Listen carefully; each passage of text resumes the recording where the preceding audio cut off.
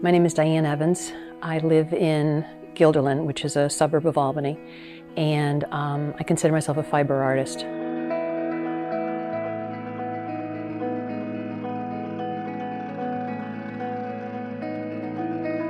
So I've always been interested in sewing and creating and working with fiber, and then about 12 years ago went to a friend's house and I saw a wall quilt hanging in her home, and something struck me about it. The idea of creating art with fabric I had never thought of before. And she was very good to me. She took me shopping, told me how to pick up fabric. We bought fabric. I made my first quilt.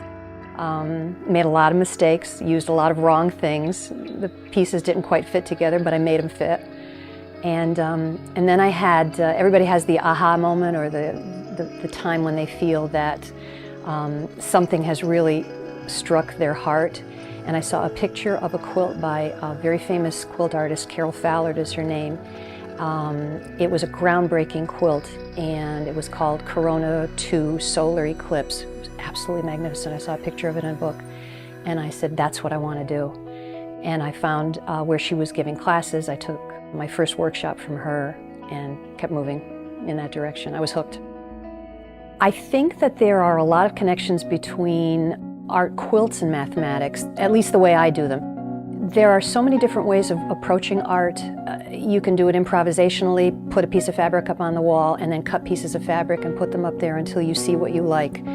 I think the left brain dominance in me said, I'd like to draw out some things using properties of geometry and symmetry.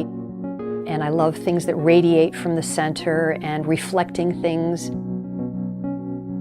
So all of that came into play for me to create quilts, because I could sit down with a piece of graph paper and draw something out and make it do those things that applied the aspects of geometry, which is, I think, my favorite math subject, and bring that into the quilt. I even used trigonometry to create quilting lines, because trigonometry involves so many of these undulating curves called sine curves and cosine curves. So I drafted some of those on occasion to put quilting into the quilt.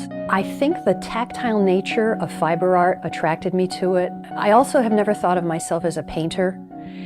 I don't sketch well. I sketch, and I force myself to do it, and I think I'm getting better, but I've never considered myself an artist who could draw something like a Norman Rockwell can.